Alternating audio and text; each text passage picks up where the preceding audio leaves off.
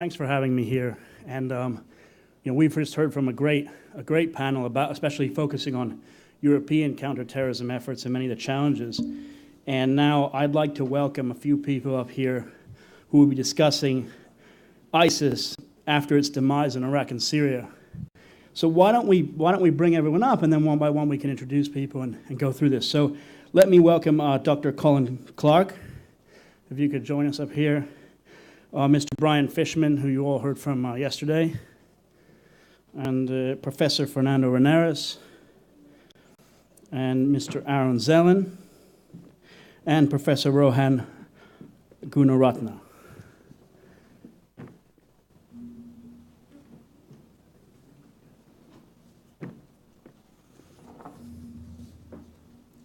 So the way this is supposed to moderate this panel, we're running a little bit late. If everyone wants to stand up and stretch for a second, you're all welcome to, of course. But basically, we'll ask everyone to give a 5 to 7 minute your take on basically the subject matter or what you've prepared, and then maybe I'll ask a few questions and we can have some sort of discussion or back and forth if that works for everyone. Does everyone want to just make sure that your mics work real quick? I think it's probably better if we all just sit rather than all try to go back and forth, right? Yeah, they're okay, the mics? Okay, great. So just as by way of introduction, I don't know if everyone goes online, or I hope everyone's on social media these days, but you can all go online and check out every day what the U.S.-led coalition is doing in Iraq and Syria. And every day you can read about, well, they'll post that there's a half dozen airstrikes today, we killed an ISIS fighting position, we took out an ISIS mortar. So if you're looking at the map of what's happening to ISIS, you're seeing every day it's getting smaller and smaller, and within the next months or so, it will be defeated in Raqqa, it will be defeated in Hawija, it will be destroyed in Anbar province. So the question, of course, I think on everyone's mind, and I think we'll start then with Colin Clark, is kind of what comes next. So Colin Clark is a political scientist at the RAND Corporation, where his research focuses on terrorism, insurgency, and transnational crime.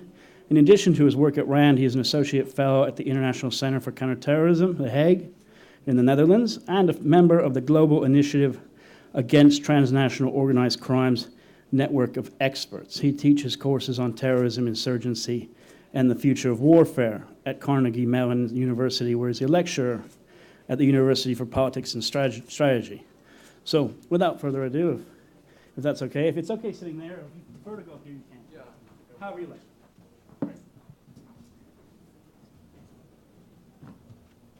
About 5 to 7 minutes. Sure. Thank you. Thank you very much for having me. I'm honored to be here with my fellow distinguished panelists.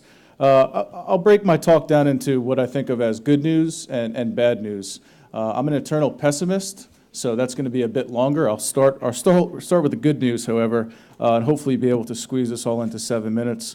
But I do speak fast. I'm a New Yorker. So the good news first. In Iraq, ISIS has lost the following cities: Baquba, Abu Ghraib, Fallujah, Ramadi, Tikrit, and more recently, Mosul and Tal Afar. In Syria, nearly 60% of Raqqa has been retaken, and Deir ez-Zor is being pressed. Although the bad news there is that it's partly by the regime, so there's some successes for the Assad regime.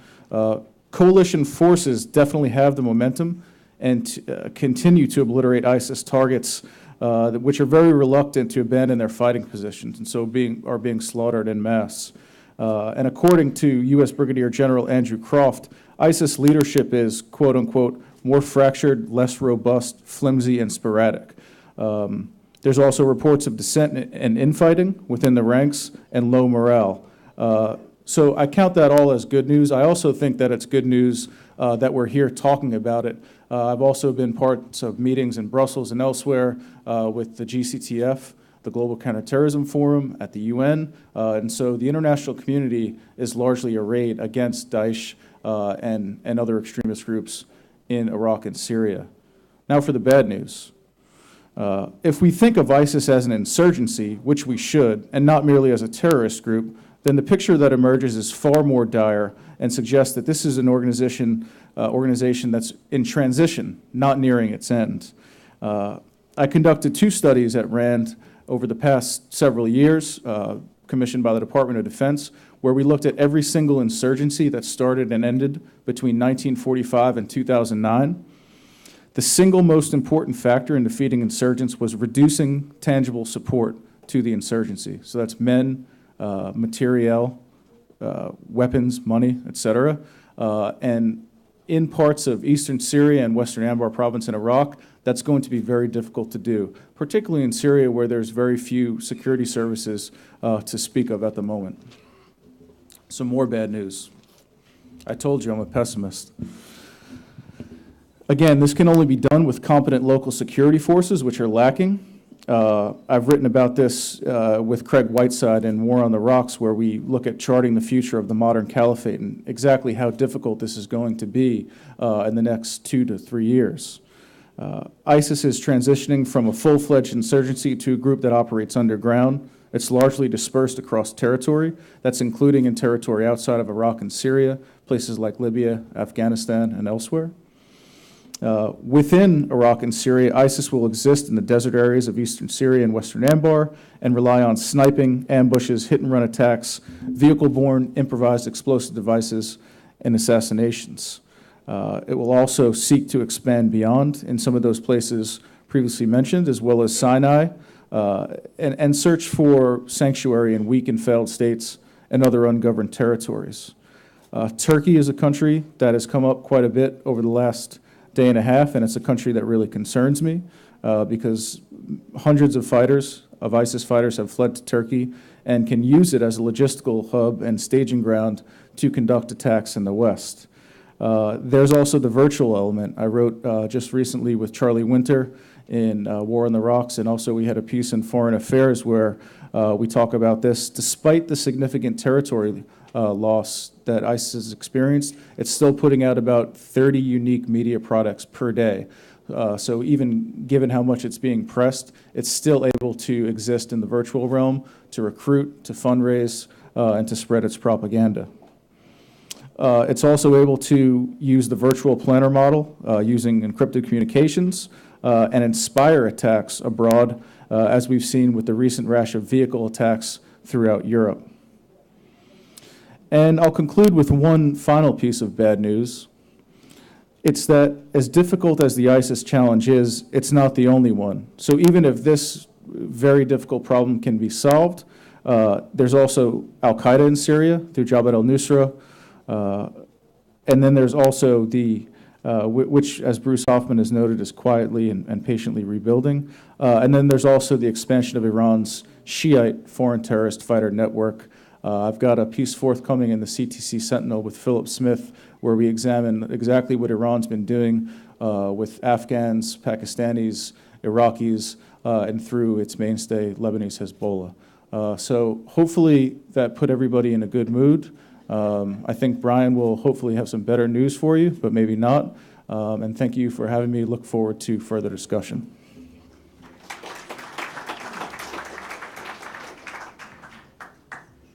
Yeah, great. Thanks for all that. Really happy and just makes us really cheerful. Look, it's interesting that you mentioned towards the end there the 30 unique media a day, because I think this kind of segues perfectly into what Brian is hopefully going to discuss, which is that if we go back to 2014, as many of you may remember, the ISIS propaganda on social media was obviously driving some people to join it, but it was also just ubiquitous, even for those of us who don't want to join ISIS, but are just watching people being beheaded or burned alive or what have you. So let me invite up Brian Fishman, who manages counterterrorism policy at Facebook and is the author of the Master Plan, ISIS, Al-Qaeda, and the Jihadi Strategy for Final Victory. Fishman previously served as the Director of Research at the United States Military Academy's Combating Terrorism Center and began studying the progenitors of ISIS in 2005. While teaching at West Point, Fishman co-edited with ICT's Asaf Mugadam, Fault Lines in Global Jihad, Organizational, Strategic, and Ideological Fissures. In addition to his role at Facebook, Fishman is a counterterrorism research fellow with the International Studies Program at New America, an affiliate with Stanford University's Center for International Studies and Cooperation. So, if you'd like to come up here or wherever you'd like.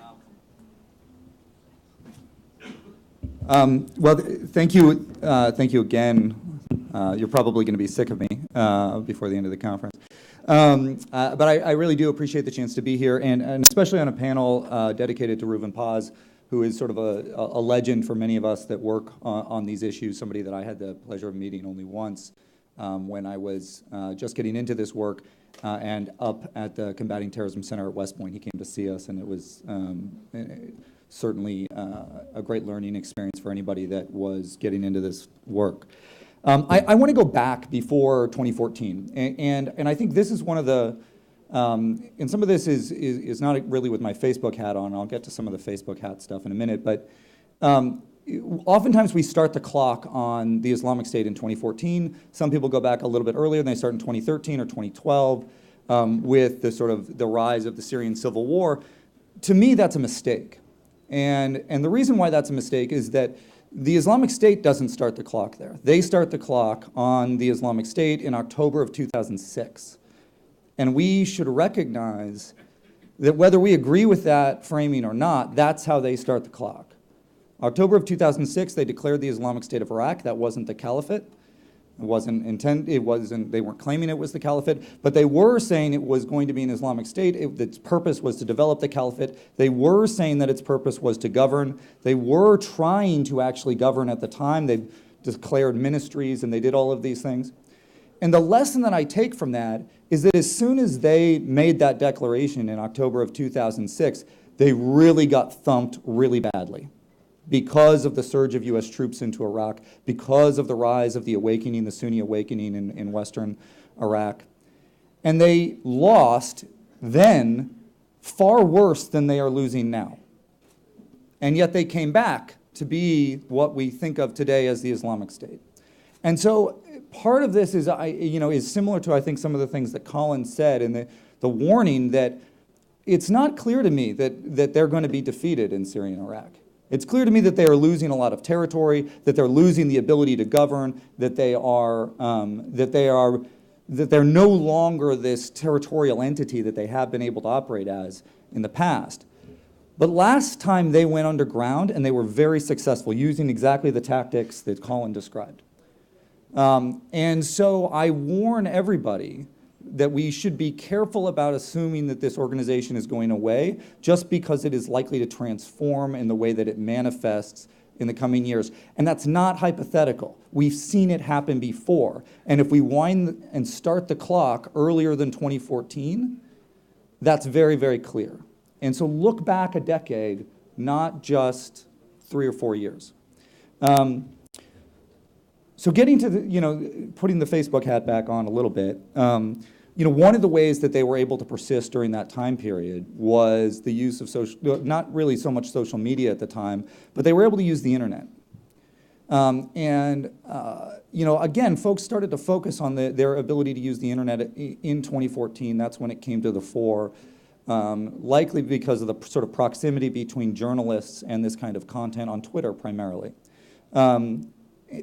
But these guys were developing this kind of propaganda. They were distributing it digitally far earlier than that, right? Many of you will remember Yunus Suli or Hobby 007, who sort of developed the core methodology that these guys still use to distribute this kind of material. That was in 2004 with the development of broadband, just the ability to move a large file. And they would upload to file sharing sites, distribute lists of the links to those sites, on forum websites and the like. Those forums still exist, many of them. Many of them have gone down and come back in different forms. So that kind of framework is there. So how, part of the question and how they're going to persist going forward is, what will that narrative be? How will they be able to suffer through losing this territorial entity? Having claimed that there is a caliphate, losing that territorial entity, how will they be able to sustain that message? And there are going to be mechanisms for that information to get out. It's never going to be stifled completely. I described yesterday some of the things that we're doing to try to make it difficult for them. But the substance of that message is really important. And I think there is a supposition among some that losing that territorial entity is going to fundamentally discredit this group. And I would warn everybody against assuming that's the case too. I think it's going to discredit among some. It's not going to, you're not going to see the sort of mass migration that we saw in 2014 and 2015, but the diehards are still going to see this as this, you know, archetypal struggle from their perspective between good and evil, and for the will of God. And so I think, you know, I'm a little bit more pessimistic. I think if you go back to April 2007, the emir at the time, Abu Umar al-Baghdadi, made what I still think is one of the more important speeches in the history of the Islamic State, years before anybody thought of them as the Islamic State. Though they called themselves the Islamic State of Iraq at the time. That's where he said the Islamic State of Iraq will remain. It will remain because it was built on the blood of the soldiers. It is built on the sacrifice that we've made here. It will remain because of what we've done, because people with true belief fought for it, and they will continue to fight for it. The diehards still think that, and they're going to think that even if the vision of the caliphate that generated so much attention in the last couple of years has gone away. That's where we get the concept of remaining and expanding, right? Before it was expanding, it was just remaining. It comes from April 2007. That's where they're going to go back to. They've got the intellectual framework to fall back on because their intellectual framework predates the 2013, 2014 period when the international community really started paying attention to this idea. So if you want to see where they're going, look a little bit farther into their history, and that's the blueprint. Thanks.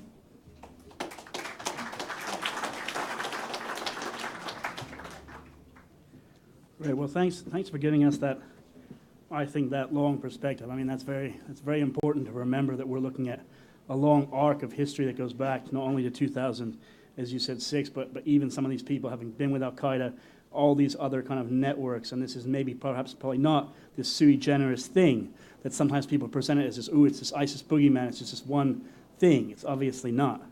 Let me invite up here now Professor Rohan Gunaratna. I'm sorry if I mispronounced some of this, but he's the head of Singapore's International Center for Political Violence and Terrorism Research.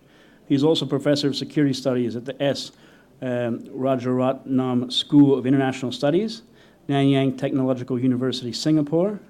He serves on the advisory board of the International Center for Counter-Terrorism in The Hague, as well as the U.S. Special Forces Operations Command, the ICT, and the Homeland Security Policy Institute. So that's a lot of different hats. Hopefully you can explain to us what it all means. Thank you very much, ladies and gentlemen. First, let me pay a tribute to Dr. Reuven Paz. He was my friend. When I worked on Al-Qaeda, Reuven shared very precious documents with us. This included the founding documents of Al-Qaeda. The founder father of Al-Qaeda, Abdul Azam, came from a village not far away from here. In fact, it's a town very close to Jenin. And Reuven Paz had acquired the founding documents of Al-Qaeda that was published in a journal of the Arab Mujahideen called Al-Jihad. And Reuven Paz subsequently wrote about the formation of Al-Qaeda, which was August 11th, 1988. Reuven Paz also studied the genesis of IS because the founder of IS came from Zaka in Jordan. So in fact, the Levant produced two very significant leaders that have dominated the international terrorism landscape in the last 20 years. There are three significant landmarks in the developments of international terrorism. And I want to share with you that although the battle space of IS is shrinking in Iraq and Syria, it is expanding globally. Why do I say that? It is because more than 100 groups in Asia, Africa, Middle East, they have pledged allegiance to Abu Bakr al-Baghdadi.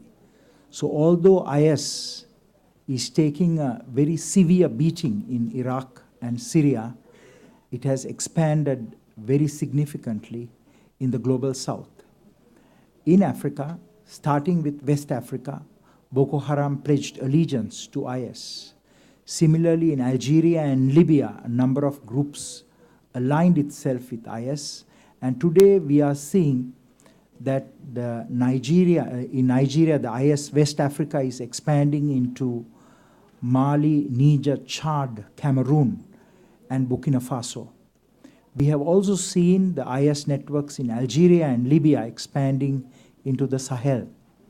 We have also seen that in Egypt, IS is expanding from Sinai Peninsula to mainland Egypt. In Yemen, although the strongest entity is Al-Qaeda, IS again has established a very significant presence with operations in Saudi Arabia. In the Caucasus, once again, IS has suffered very significantly at the hand of the Russian services and the military, but IS remains strong. In IS Pakistan, Afghanistan, what you call IS Khorasan, IS has made very significant inroads both in tribal Pakistan and Afghanistan. Other than these provinces of IS, what you call the wilayats, we have also seen that IS has built networks in a number of locations, and it is very likely in the coming year a number of new wilayats will be declared, or new provinces. The most likely province to be declared is in the Philippines, where the Philippine military continues to fight IS in Marawi, a city called the Islamic City of Marawi, now for more than 100 days. With 600 IS fighters, the IS held Marawi for 100 days, and about 10,000 troops and policemen, they are trying to recover that city. So in many ways, IS is expanding beyond the wilayats or the provinces that it has established in Africa, in the Middle East, in the Caucasus, and in Asia. So this, I would say, is the most significant development. Although IS has suffered in the Levant, it has expanded globally, expansion that is likely to continue. The second most significant development is IS expansion in cyberspace. So IS is operating both in physical space, but is very strong in virtual space. For what it has lost in the physical space, in the real space, it is expanding, compensating for that by expanding in cyberspace. We have seen several new platforms IS is exploiting. Of course, Telegram is its favorite. For instance, if you take Indonesia, IS launched 14 attacks in Indonesia in the last 4 years using Telegram. So you can see that IS has developed the mastery of exploiting these communication platforms, social media, to reach out to its supporters and expand. Finally, I want to speak a little bit about how do we fight IS. One is that it is so important for there to be a global strategy, but we have not seen a global strategy. I think that all efforts have been to prevent IS from attacking certain countries in the West and elsewhere. So there is a lot of protective and preventive measures, but there is no master plan, a blueprint to defeat IS. And I think that essentially this strategy should come from the Western nations, because none of the other countries are as capable as Western forces. The American forces are 20 to 30 years ahead of the other forces in Asia, Africa, and the Middle East. In fact, the American forces are 10 to 20 years ahead of the European forces. So in many ways, the leadership should come from the Western nations, but working in partnerships with countries in the global South. Let me also share with you that the most effective methods for fighting IS in the principal theater is to use kinetic force. But where IS is expanding, it is so important to integrate a number of methods for defeating IS. That is the kinetic and the lethal measures to catch, kill, and disrupt IS operations, but also to have more strategic counterterrorism measures in prevention, such as community engagement, both online and offline, as well as in terrorist rehabilitation. Let me just take 2 minutes more to focus on the rehabilitation model, because this is something that we have done in Singapore to build capabilities and capacities in countries that lack those capabilities to de-radicalize those terrorists in custody, terrorists and extremists. One is religious rehabilitation using Muslim clerics, mainstream clerics. Second is to use educational rehabilitation, to use teachers. Third is to use social and family rehabilitation, using social workers and family members who are not radicalized. And the next is to use vocational rehabilitation to work with the private sector, private companies, to create agriculture, fishery, farming, and other capabilities in collaboration with the prisons authorities, so that when those inmates and detainees are released, they will have a job to go back. Finally, it is to invest in creative arts in rehabilitation, song, dance, music, puppetry, literature, and other themes that have mesmerized humankind, and you can bring it to prisons.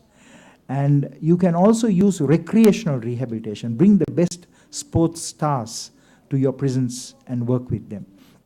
I would also say that psychological rehabilitation is a very effective method against IS, because those who joined IS, we do not see that they have a deep understanding of Islam. In fact, their understanding of Islam is very superficial.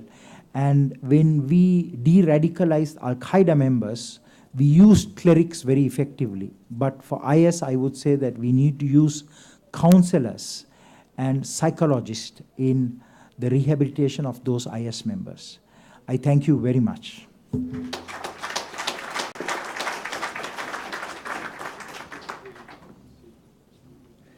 Thank you for that interesting discussion. I think if you add up the first two speakers who talked a little bit about the pessimism and the issues we face today, and what he has said in terms of this issue of expansion, I think it's very important that we always have this kind of hindsight is kind of 2020 issue, which is that if you say, okay, well, look what happened in Iraq in 2014. Well, as you've just heard, and those of us who follow this know, for 100 days, ISIS has been fighting in the Philippines.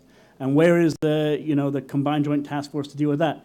This kind of reactive thing of always waiting 100 days or a year or 6 years too late is some of the things that got us into the situation, I think, that we sometimes find ourselves now. So it's very important to remember that issue of the Global South as we go through this. Let me now introduce and welcome up here Professor Fernando Reinares. He's a professor and chair of political science and security studies at, again, sorry for the pronunciation, Universidad Rey Juan Carlos, as well as a senior analyst on international terrorism at Real Instituto Elcano, both of which are in Madrid. Also at the Woodrow Wilson Center, I guess, of Global Fellow. He is also an adjunct professor of security studies at Georgetown University in Washington, D.C., where he teaches graduate courses on global terrorism and counter-terrorism. So without further ado.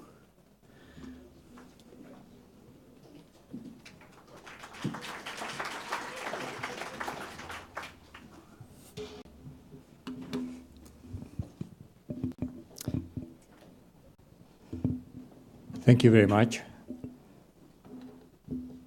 The very first thing I have to say is that I come from Spain. I am the only Western European in this panel. Coming from Spain, I have to express Professor Ganor, and my friends from ICT, and my friends and colleagues from ICT, my deepest gratitude for being invited once again to this forum.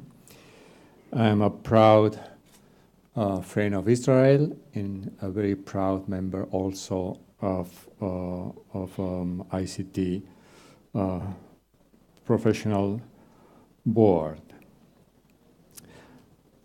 I was moved by Dr. Reuven Paz partner after so many years reading writings and materials sent by him, I was moved to know that as it also happens to many of us, out of his humanistic perspective, he was affected by this tiredness of dealing with fundamentalists and terrorists for so long a time. Now, as I say, coming from Western Europe, there might be something to add to what Colin Clark, Brian Fishman, and Rohan Gunaratna already say. And that might be related precisely to Western Europe. The more Islamic State loses organizational strength, the more the caliphate loses territorial base, the more critical for Islamic State becomes Western Europe as an operational scenario. Not only to maintain or perpetuate the caliphate on its virtual expression, the virtual caliphate that my dear friend and colleague Magnus Ranstorp was previously talking about, but also to maintain considerable mobilization levels, keeping in mind that at least about one-fifth of all those foreign terrorist fighters who traveled to Syria and Iraq to join Islamic State came from Europe, which means that Western European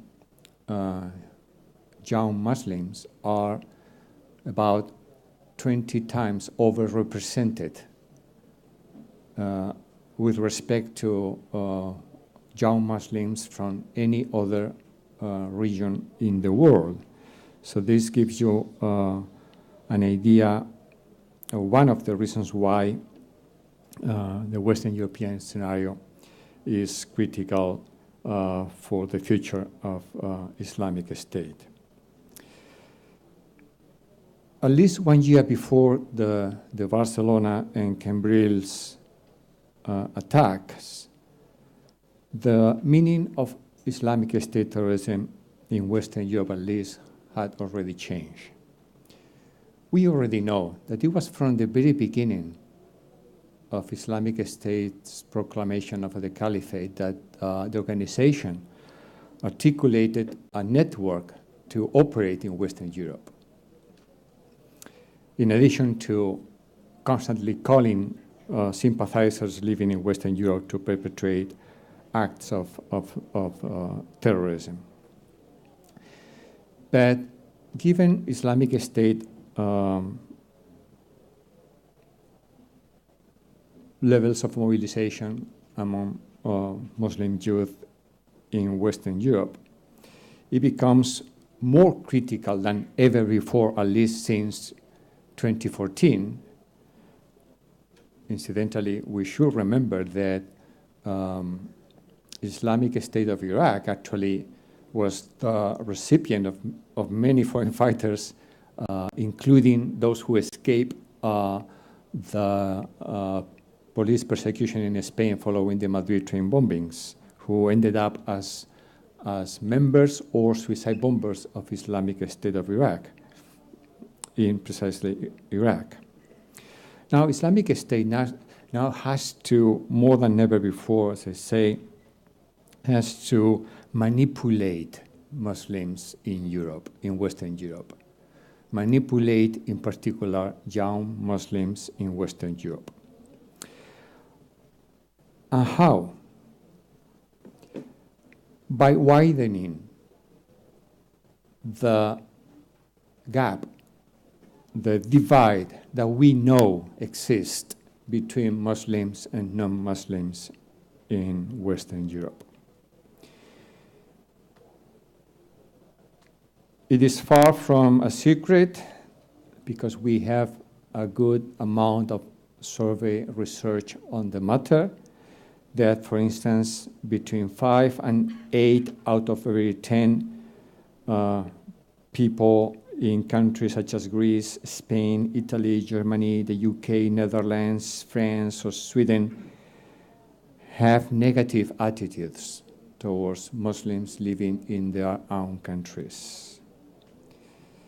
We also know that in the 12 months following the year 2015, when the attacks in Paris took place, as a matter of fact, unfavorable perceptions of Muslims grew significantly, increased significantly, in particular in countries such as the UK, France, Spain, and Italy. And we know, just have a look at the Chatham House survey then early this year, we know that there is an intense public opposition in most Western European countries to further immigration from predominantly Muslim states. So in this context, even though we have attacks from Islamic State or ISIL since 2013, it is true that at least 1 year before the attacks in Catalonia this past month of August, the terrorism that the Islamic State perpetrates in Europe has a different meaning, or an additional, or a new meaning in addition to the traditional one. Before the Barcelona and Cambrils attacks, incidentally, before the Barcelona and Cambrils attacks, all those attacks, directly or indirectly related to Islamic State, took place in 6 out of the 8 countries where Islamic State was more effective in mobilizing people, if only by looking at the proportion of foreign terrorist fighters with respect to the total population or with respect to the national Muslim population. Spain was not included in those countries. The level of foreign fighters, the number of foreign fighters who departed Spain is slightly over 200, which is a low figure if we compare that with Germany, France, the UK, and in relative terms, if we compare that with the Netherlands, Denmark, Sweden, and so on. However, interestingly, I mean, those countries more affected by Islamic State prompted for mobilization in Europe are those where Muslim communities are predominantly second generation and further, which is not the case of Spain. But the attacks in Barcelona and Cambrils were perpetrated by a cell mostly composed of second generation individuals. And it is not by accident that we know for years. We provided this information. We made public this data from Elcano Royal Institute that Catalonia in general and the province of Barcelona in particular have become the main area for jihadist activity and radicalization in the whole of Spain. So things are happening not out of the blue. In addition, within Spain and in the European context, in the Western European context, Catalonia is an area with an astonishing concentration of Salafist congregations, traditional Salafist congregations, some of them politicized Salafist congregations. So the attacks by Islamic State in Europe at least at least from the time when they changed names, David became Rumilla, broadly speaking, have this purpose of widening the existing gap between Muslims and non-Muslims in the region. Now, the response from the authorities and civil society obviously shall avoid to play into the hands of Islamic State leadership. And we will easily agree with that. They should be careful with the narrative and so on and so on. It's not to antagonize Muslims living in our countries. But maybe it is time to go a step further. Given the fact that jihadist mobilization since 2012 in Western Europe as a whole is unprecedented in levels. In the numbers, the figures that Magnus Rastom has provided us today about returnees, foreign fighters returning to Western Europe is a very serious one. So maybe this is time to go a little bit further, and not only to be careful not to antagonize, not to alienate Muslims living in Europe, but also use a narrative that will not exonerate Muslims living in Europe from taking sides. From urging them to exit the spiral of silence. I'm going to give you an example. Following the attacks in Barcelona and Cambrils, 120 Muslim entities made a call for a public demonstration in the streets of Barcelona against terrorism. About something in between 700 and 800 people attended the demonstration. So it means how many people per association, per entity? Something is happening inside the communities. And that's something is important for us, perhaps once for all seriously to address. I mean, we need our Muslim communities in Western Europe to clearly take sides, not just to say we are against terrorism, killing innocents. After all, who decides who is an innocent? We need them to take sides. Either you are with open societies, or you are with jihadists and or Salafists.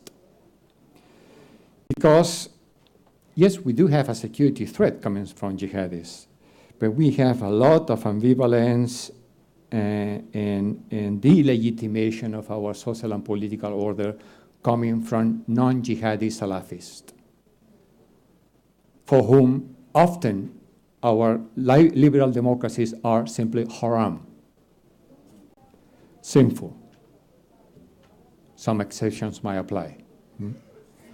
So both jihadi Salafis and non-jihadi Salafis are contributing nowadays to widening the gap and made it easier for Islamic State to, by means of terrorism, widen the gap between Muslims and non-Muslims in Europe. And this is just not a security threat, but a problem of social cohesion that we no longer have to avoid addressing. Toda raba.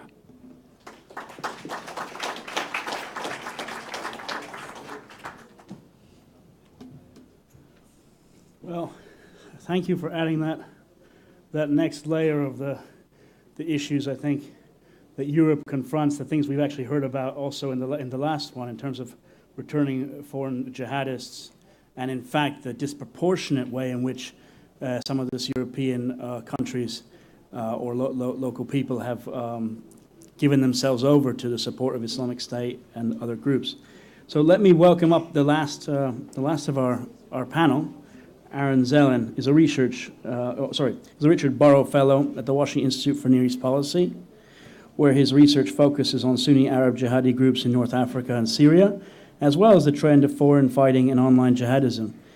He is also a PhD candidate at King's College of London, where his dissertation is on the history of the Tunisian jihadi movement, which is very important for us because it kind of is the next layer in some of the stuff we've discussed here. Zelin is the founder of the widely acclaimed and cited website jihadology.net, that I encourage all of you to take a look at, and its podcast, Jihad Pod. So with that, the last of our panelists, please come up. And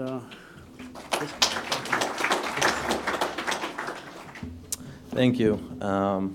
As the last speaker, I hope you're still all awake. You still have some energy to listen to more stuff about jihadis.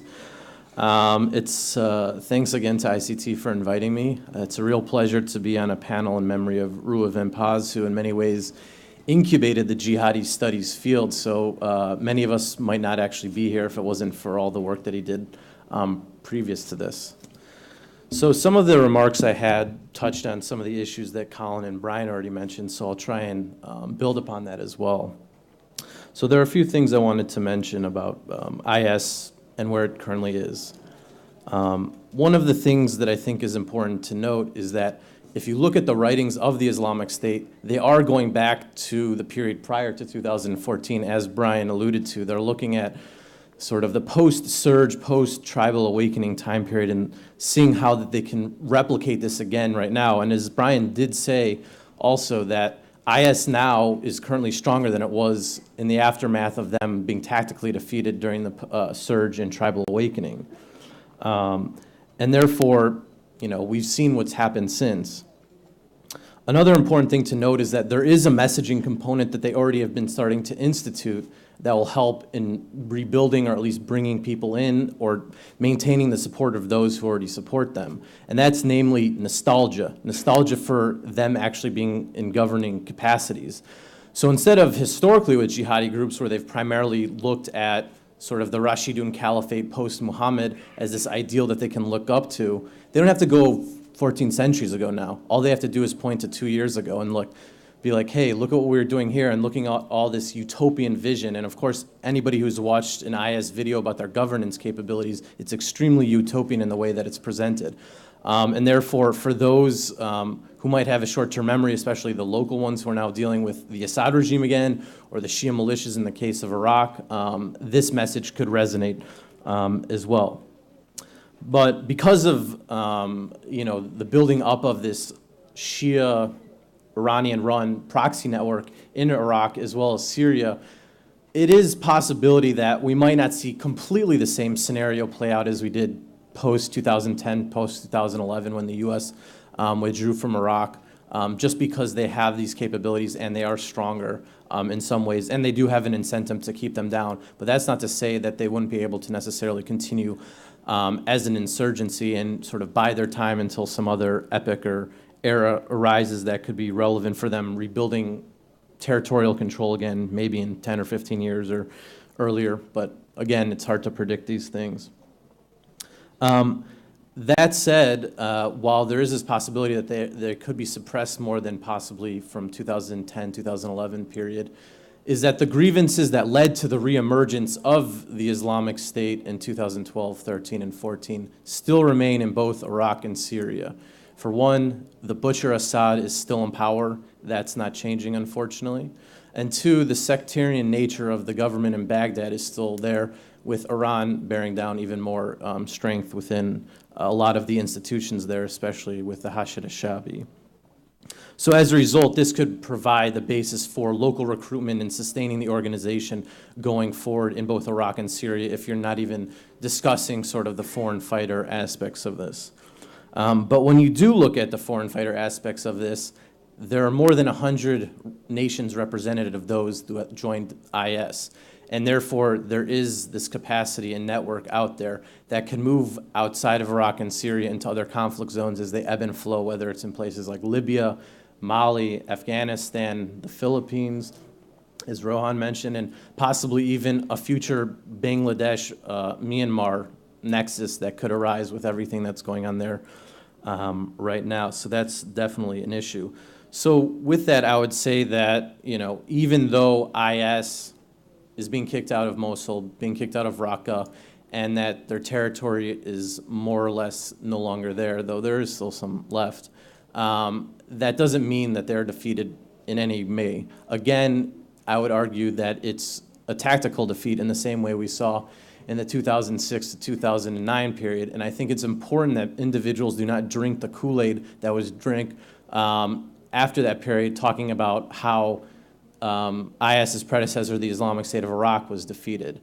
I think it would really not help the discussion out, as well as how we can really bring things forward. And therefore, you need to have not just a military solution, which I think we know how to do. We've done this number of times with jihadi groups, but we do need to resolve lingering political, social, economic issues in many of these areas, not just in the Arab world, but even in areas of Western Europe, as Fernando alluded to as well. Many of the same sort of structural factors that led to the Arab uprisings 6 or 7 years ago still remain in many of these countries, and therefore there's possible opportunity for jihadi groups, not just necessarily the Islamic State, to exploit in the future. And therefore, we need to think about a strategic victory over these entities instead of just tactical victories, which have continued over the last 15 years, which clearly haven't changed too much. So I'll leave it at that. Thank you.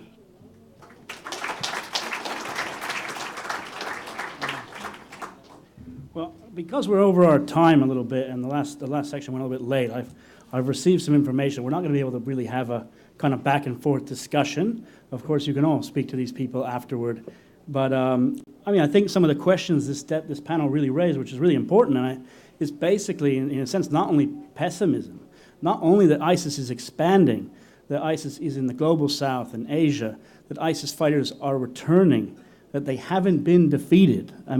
That we need a kind of global, even more so than we have now, the 70 countries in the global coalition, but even much more of a comprehensive global strategy that is not only reactive, but is looking to, okay, where do we want to be in 10 years? And I really want to thank everyone that's been on this. This has really been great. I'm really sorry we couldn't have a Q&A, but maybe you could all just give them a round of applause. It's really great, an honor to be here with all of you. And I just want to leave you with one thing, and one thing that motivated me personally to go to cover ISIS and cover Iraq and the war against them, which is in August 2014, when ISIS invaded Sinjar in Iraq and killed thousands of Yazidi people. I think if you look around this room only sits about 300 or 400 people. 10 times or 15 times that number of Yazidis were taken prisoner and hostage, especially women, and were sold into slavery. So when we talk about the threats of ISIS and the continuing threats, this is a very real-world thing. It doesn't just affect us, it doesn't just affect Europe. It's the kind of thing that can affect people throughout Africa, throughout Asia, and we can't even imagine some of the horrors that the world could see in the future if I think something is not done to reverse some of this. So, thank you very much. Enjoy your break.